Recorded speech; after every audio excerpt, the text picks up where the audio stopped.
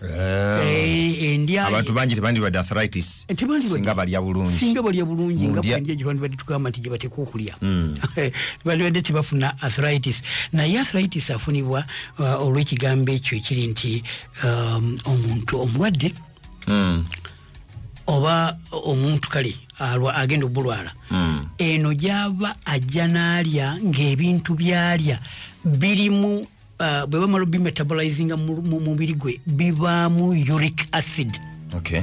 Mainly uric acid yoyo naba nga agenda mpola accumulating agenda yeyongera obungi neyongera obungi mu musaayi.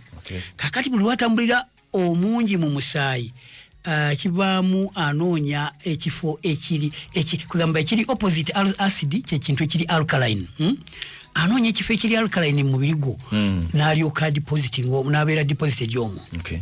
Era ebifo ebyennyingo birimu amazzi ago Katonda ge yateekamu agaseerera gye tuyita synovial fluid. Kakati synovial fluid is alkaline in nature. N'olwekyo bw'obanga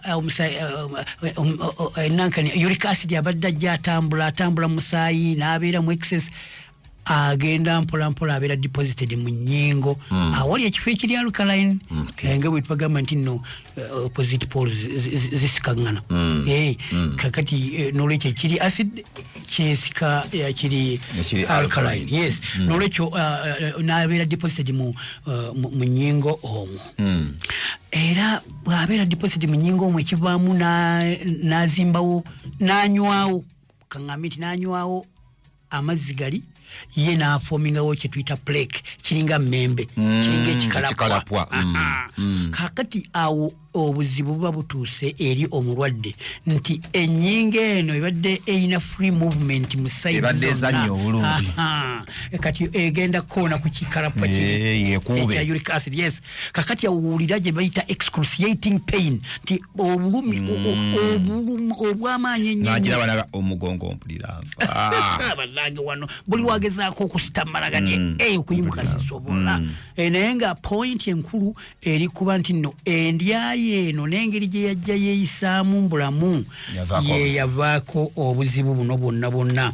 Era twagala tulabe byakulya ki ebitera okuvaako uric acid gwe byobadde olya ng'onyumirwa ennyo naawe leero otandika obikendeeza oba tulabe kiki ky'oteeka okukola bwe tunaaba twagala okumanya engeri gy'obeerawo. Ebintu ebyokulya ebisinga ddala okuba ebikyamu byebyo ebyokulya nga ennyama top on the list ebivaamu uric acid kati byenjagala okwogera. Top on the list tulinako ennyama ne tujjako n'amata ebyo byonna byolaba ebirimu ebintu by'ekika ekyo byonna birivaamu uric acid nga mungi nnyo. Kakati n'ogendera ddala mu ng'obikozesezza mu bungi bano basinywa chai mu kalune obo mama nalaba ntera ogendako mu west abantu mu west ekimu ku bintu ebisinga batawanya magulu genda mu bebayita balaalo bayita abalaalo gye batera okubeera waffe eri engoma tulina abalaalo naye obulwadde obusingayo ssemu bulwadde bwa arthritis era batulawo okusitama n'okusina okuyimuka okwawo kizibu kinene. Ennyama n'amata byebiri top on the list. Acidity wayo ali waggulu nnyo uric acid. Kakati ekiddako awo ate byebintu munnange naawe byobadde olya n'omulala yina byabadde alya refined carbohydrates. Refined carbohydrates zezirwa nti tukwata kasuuli waffe. Yes, kasuuli onoomulaba akawunga akatukula ne mugenda mujjako Katonda bye yateekako ebyandibadde alkaline ebyandibadde bigezaako okubalansinga that formula eya alkaline and acidity. Kati ate mwe ne mubijjako ne mubiwa ebikoko wali ne binyirira ne biba birungi. Kakati ate mwe ne mulyoka mulira ddala tezirwala amagulu n'olyoka osanga obuzibu obunene nnyo nga omuntu ali akawunga akakeerwa akanyumirwa akasanyuka nnyo naye nga ali ku bulwadde obungi nnyo. Tulina omuceere gwaffe omuceere gwa wano ebyuma neewunya byonna byonna ebisinga bikola muceere mwereere guli ogusembayo kwegamba kali akabubi ako bw'omala okujjako ekisoso ku muceere waliwo akabubi akasigalako aka brown. In fact brown rice bw'oba ogenza ne mu supermarket ezimujja ebweru abeera very expensive naye ate ebyuma byano bijjirako ddala konna ne birekeera kali refined kubanga no batugamba ekintu ekyeru kyekirungi sukaali bagezaako okufuulamu n'abazungu tubayita beeru naye nga si beeru ate kati bw'oba ogenze ku sukaali afadhaali noonya sukaali ggulu gyali naye okujja sukaali ogwo twayitanga sukaali ggulu bamuyita molasses ebyo ebisingako obulungi oba brown sugar yasinga obulungi ate okusinga lwetunywa n'omweru gwe tunywa ate ng'abantu bagala ngano olebitongole ebiranga engano nga balagira ddala eri engano etukula okuwa abantu nti kino kyekisinga obulungi oyogedde ssebo kale nno ebyo byebintu mpolampola asidi gwogenda omulyango omuyingiza mbulamu nga tomanyi nti actually ogira engano ne products z'engano zonna zomanyi engano yawo nesinga okujjako ng'osobodde okufuna engano gye tuyita whole wheat oba whole grain nga baagikuba yonna yonna n'akakuta kayo akako kungulu oba gye twandise wheat bran nga kwali otosobola yaddala kugamba nti nno gwewala kye tuyita uric acid mbungi era uric acid ajja kugenda ng'ayiika libeera deposited era wabeera deposited ekivaamu byebyo byenkutegeezezza ssebo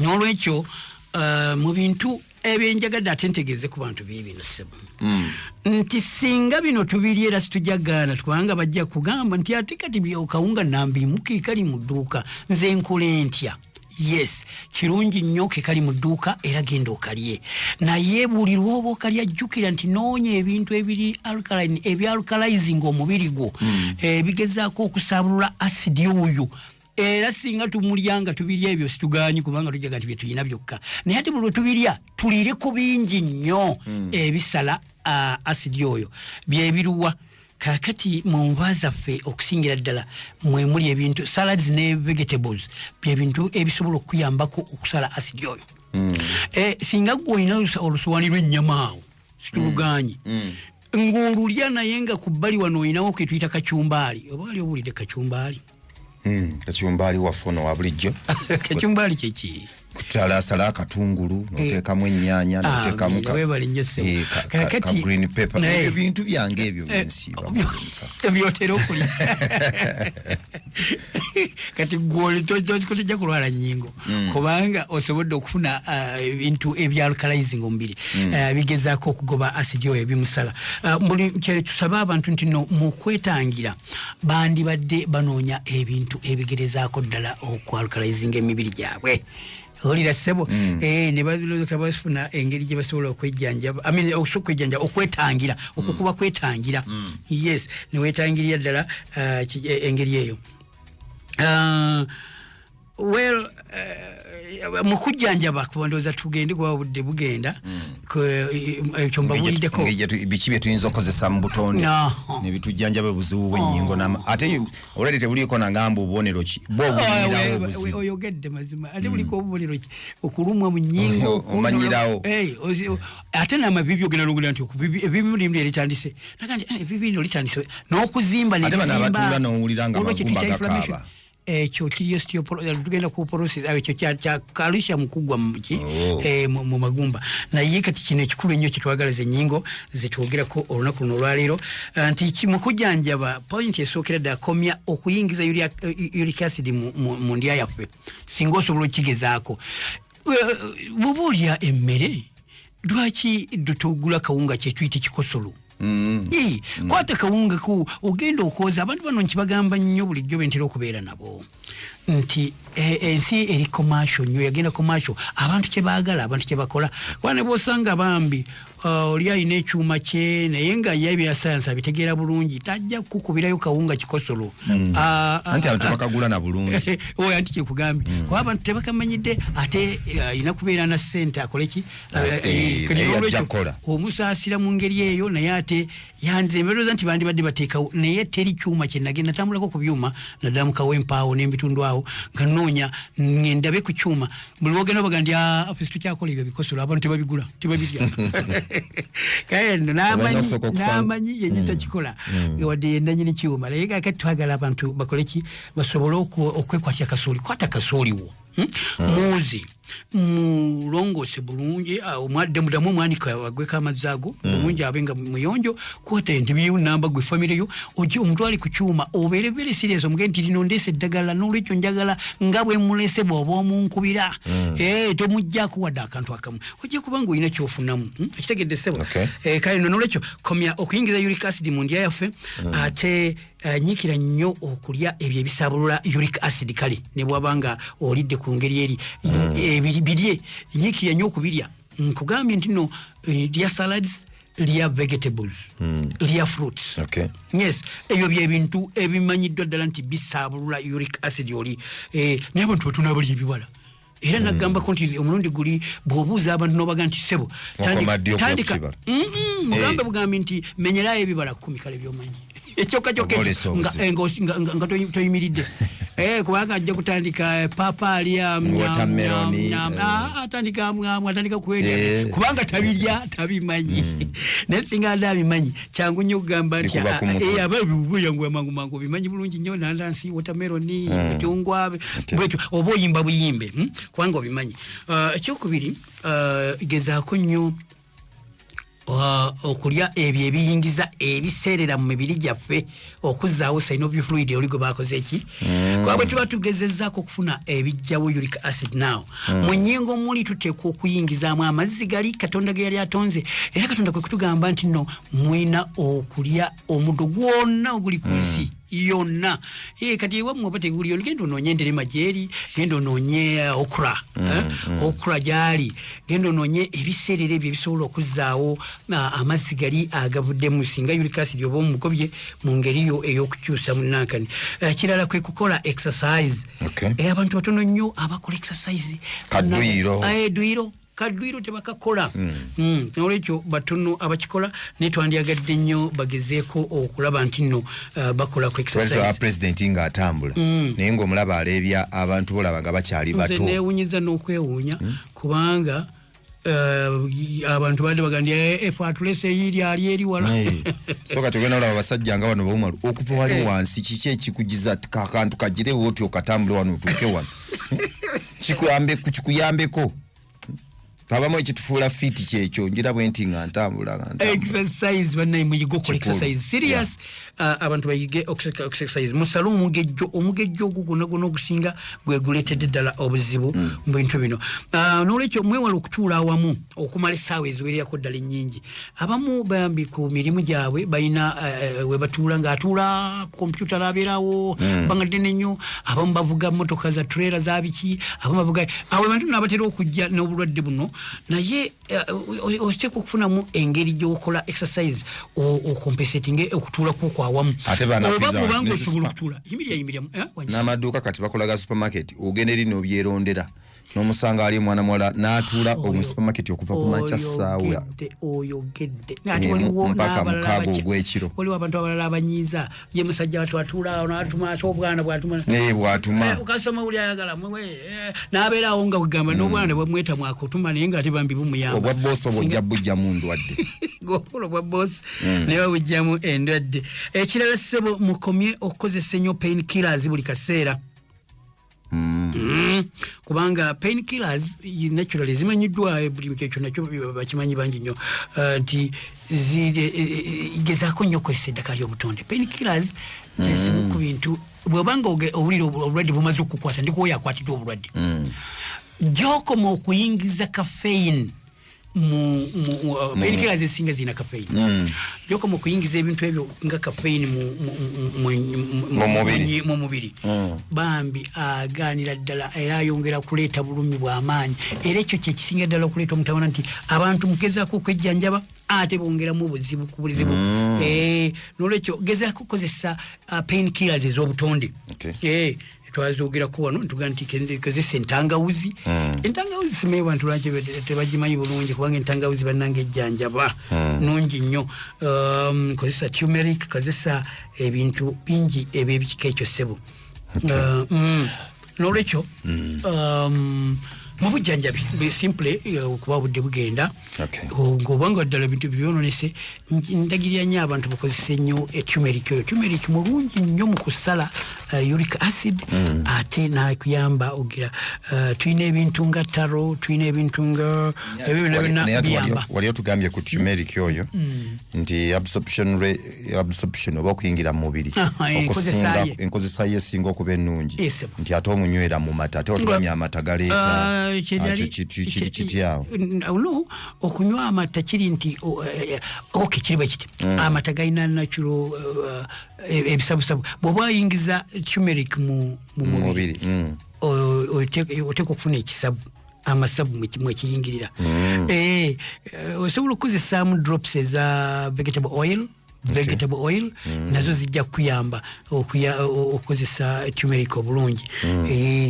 Nolwekyo amasabu gabiganya nakyo gundi naye ate jjukira mbadde nkugamba luli nti bw'obanga olidde ku uric acid ate lyayo kubisaabulula uric acid. Nolwekyo mu ngeri eno bw'onoobanga onywereddeko mu mata sirowooza nti ate kijja kubeera kizibu kubanga ojja kubanga tulina nnyo kizibu nnyo kyokoze eki kyolese kubanga kino kyotutte kisaabulula kiri naye ate amasabu ge twagala absorption mu musaayi turmeric esobola okugira tukozesa ne kagundi bw'oba okozesa turmeric okozesaayo ne kano ke bayita ka black paper.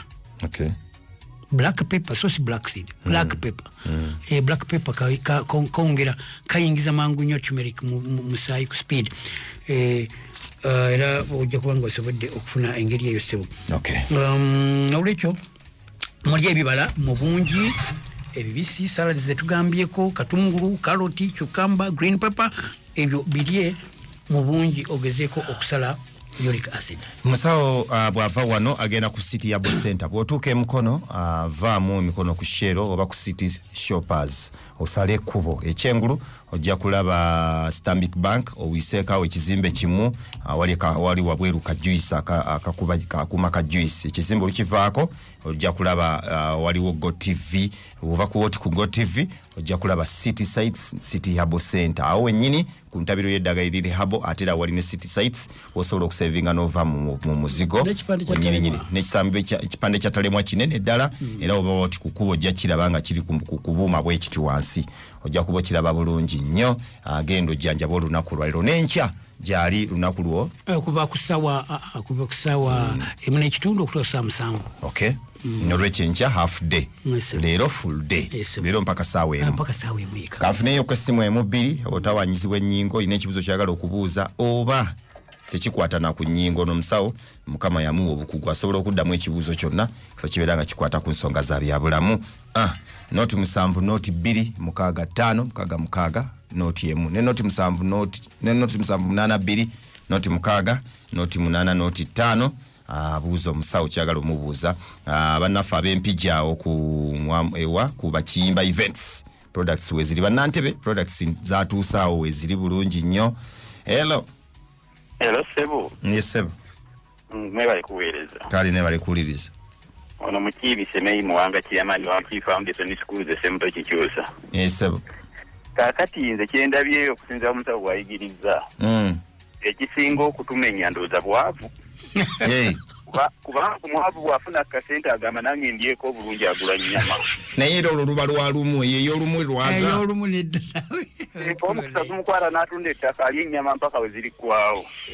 Naye omuntu eyitiza mu famire ey'ekigagga oba mu mpisa ey'ekigagga weewunya aba bulungi kuba ne walya katunkuma bagamba gundi noowe n'olya katunkuma gwe omugagga. Naye alaba nga kya bulijjo n'alya ku buli ate be bali obulungi olwo abalya ajja tubuli oba talina bagagga babirwadde. Kaakati nze ekibuzo kye mmanyi okububuuza nti omuntu aba nga yeddamu ebinuuko bino mu nnyingo kola biki talina ngeri gye yeekosa kubanga bangi nnyo omusanga anyiga bugalo anyiga bugere ayimuka amaviivi ne gakoonamu obinungo nanga iseke nomo naye tekirina buzibu Okay. Bali tuweereza mukiri semanyi muwanga chairman mu foundation. Binonko babita binonko. Nze tuno nirane kakati mpa kujja. Kirina kizibu kyonna sali kati kawe kamudira mu directly tekyetaga gira tebina buzibu bonna. Okay. By the way eba form exercise abamu baba bagenze okubakola ko massage na kiba bikola. Niye musawo kambuze kati abamu bagenda mu restaurant enyama yinzo bagirya mu mirundi ebiri mu week. Obufi bwo mu restaurant buba bwebuti. Obona bo busobola okunjira. Bwabanga nyama yo tegirya najemalira na kawunga ke kali byokka nga byemalira ko ngateeka ko ku salads ngateeka ko ku mbe eza kiragalo ojja musanga bomode akabawulo ka nakati oba kagundu taina oyo eyo tejja mukosa. Okay. Nkubanga bali abisala kubanga asala nkali mukwana bali kuliriza nya. Yes, Susan. Nsawo teyanziza kakati mama wanga wadde arthritis emyaka egisuka mu 15. Nsawo ayinza okumuyamba nze tulina kuddagala n'atereera kuba yatuuka kati tatasula kutula wansi tasula kwejjawo. Tasula kuyimukawo. Tasula kuyimukawo. Kyekyo. Ne kabuyonjo bwe basiya kutulako tagendayo. Tasobola kusitama abo tebasobola kusitama bangi nnyo abatasitama. Baina beera ku kibuga kwe kuli kabuyonjo zinezenzo. Okay, Midland High School mukono obuntaba bagamba nti okuwandisa bazigendera ddala mu maaso n'olukyofuna omukisa ng'oteeka omwana w'omusomeri namwa ebisere by'emyasa ebitangavu musawo ddamu abantu. Omuntu oyo omwami oli yasoose njawo mutegeeza nti ebinonko tebiina buzibu bw'aba abikola tebirina bulabe bwabwe yeetuusaako. Owamaama Well, ni massage y'omulembe ennaku zino ebintu bye babikola ne banti no still bagira tekiina kizibu kyonna kyati. Ekyokubiri tugende ku kigambo kya ekyomukyalo nti obulwadde bwa arthritis tubujjanjabira ddala bulungi n'aterera naddawo kitakinga time kubanga okujjawo ekintu kye bazimba over time yenyingi toga nti no olunagira buti nogira nayi bangi nnyo abafunye era abasanyuse abakomyewo ne beebaza n'olwekyo okubujjanjabira dda mujje ojja ofuna eddagala. Okay, ku city ya Bosenta musawo wagenda Deborah Nakamate John Kesselan Sons Entebbe nakubuuliddeyo waliwo ekipyo kye watugambako eri ewala ebulenga tulinayo omukyala muwonge ng'ogyeko ebulenga lwogi wayogera gundi wano kulwe ebugema wayitawo namulonge ali awo kumpi opposite namulonge medical center.